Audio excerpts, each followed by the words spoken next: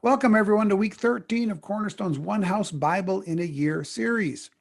This week, we're going to be reading the first 19 chapters of the book of 1 Samuel, which has 31 chapters total. Now, this is the first time in our Bible reading that we've seen a book of the Bible that has the word first in its title. So let's talk about what that means. It's one of those things that we often just assume and we don't actually explain to most people. So let's explain it for a moment.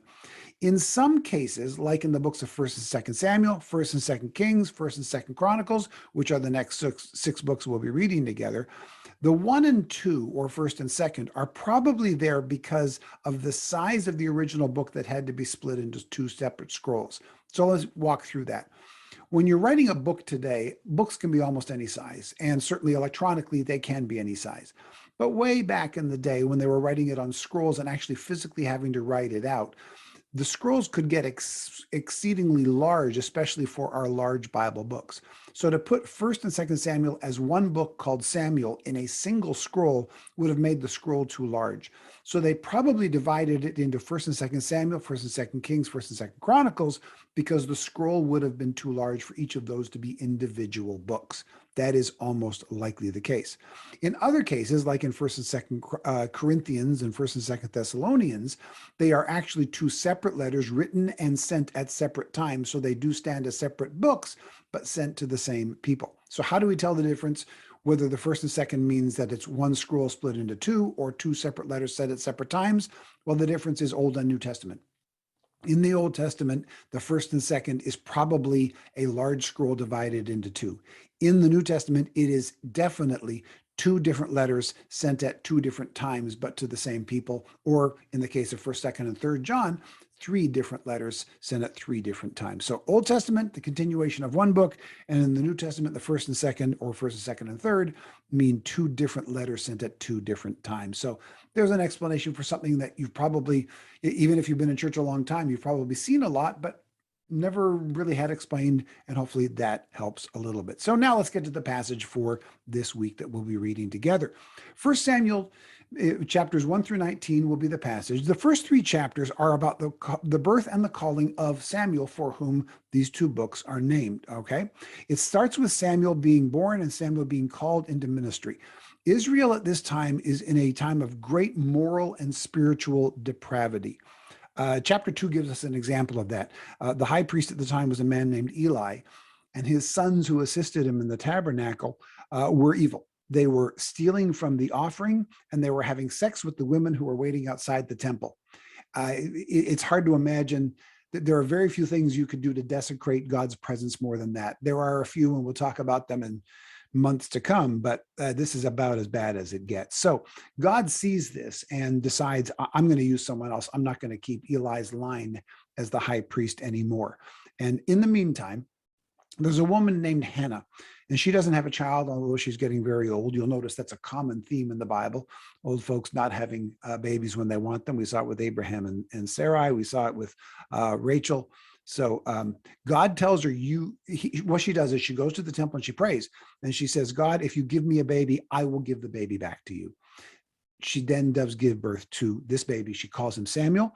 And when the boy is old enough, she dedicates him, and she actually gives him to live at the temple and then visits him from time to time. But she does this out of gratefulness to God. He is then raised by the priest Eli, and he is called by God in chapter 3 in one of those beautiful stories out of the Bible that pastors love to preach about, and for very good reason. We then go to chapters 4 through 7 of 1 Samuel, where we see an episode involving the Ark of the Covenant. This is one of those places where stories like Raiders of the Lost Ark get their stories from and super exaggerate them, but this is where they come from. Basically, what happens is, as a result of the sin of the nation, God allows the Ark of the Covenant, which you'll remember from previous readings, is where God actually lived with them and from where he spoke to Israel. He allows this Ark of the Covenant to be stolen by Israel's enemy, the Philistines. There is no greater picture of the absence of God among them than the absence of the Ark of the Covenant from them, which is the place where God actually dwelt on the earth at the time. So then we see this wonderful and fascinating tale of how the Ark gets returned but it ends up staying in a small town on the edge of the company and edge of the country, and not in the tabernacle where it belongs. We then move to 1 Samuel chapters 8 through 10, where they ask for a king. 1 Samuel chapters 8 through 10 is one of the Bible's big turning points. There are several, but this is definitely one of them. The people of Israel have been living with God as their king for centuries, 200 to 400 years, depending on how you do the counting. And now they say they want a human king. To a certain degree, you can almost understand that. We want someone who looks like us as king. I get it. But God's your king, and he's doing really well when you follow him. You should be okay with that. But no, they want a human king. And what makes it worse is here's the reason why. Here's what you're going to read coming up this week. We'll read it together this week, but I'll read it a little bit in advance. 1 Samuel 8, verses 19 and 20, where you'll see the reason why they want a king, and it's this. We want a king over us, then we will be like all the other nations with a king to lead us and to go out before us and fight our battles. They wanted a king, not because it was a better way to do government, but because all the other nations have a king. It's like you're a teenager. All the other kids have one. It's like, yeah, but it's not as good, but all the other kids have one, right? That's their reason. They're looking around at the other nations that they defeated, by the way, and going, we want to be like them, like the nations we defeated, and have a king over us. It's amazing. Peer pressure doesn't stop when your teenage years are over. So God gives them a king. He gives them actually a stereotypical king, tall, good looking, and from a great family, in a man named Saul. God agrees to give them this king. Saul is anointed by Samuel. But note in chapter 8, when you get there, God is very clear with them through Samuel about what this king will do, that this king will not give you what you're expecting. Life under a king is going to be harder than life under God as your king. God doesn't sugarcoat that for them, and they want a king anyway. We then move to 1 Samuel 12, where Samuel really gives a warning about this. After Saul takes the throne, Samuel actually warns the nation, you've got the king now, but here's what's going to happen. And most of it is not good. And then he says, the only way this is going to turn out well for you at all is you've really got to obey God, including the king. You, King Saul, you have to obey God as well. The king's will does not supersede God's will. If you can get that right, maybe this will be okay, but it probably won't, because you probably won't do that. We'll see that in 1 Samuel 12. We then go to 1 Samuel 13. In his first major act as king, Saul does something that's actually shockingly similar to the sin that Eli's sons were committing. He commits a major act of sacrilege in the tabernacle, and that was what Eli's sons were doing. Different sin, but same place, desecrating the tabernacle. And Samuel calls him on it. And this becomes one of the spark points for a conflict that we still live with. The church and state, the religion and politics divide, and which one has precedent in our lives. And for Christians, it's not even a close call. God's will supersedes all.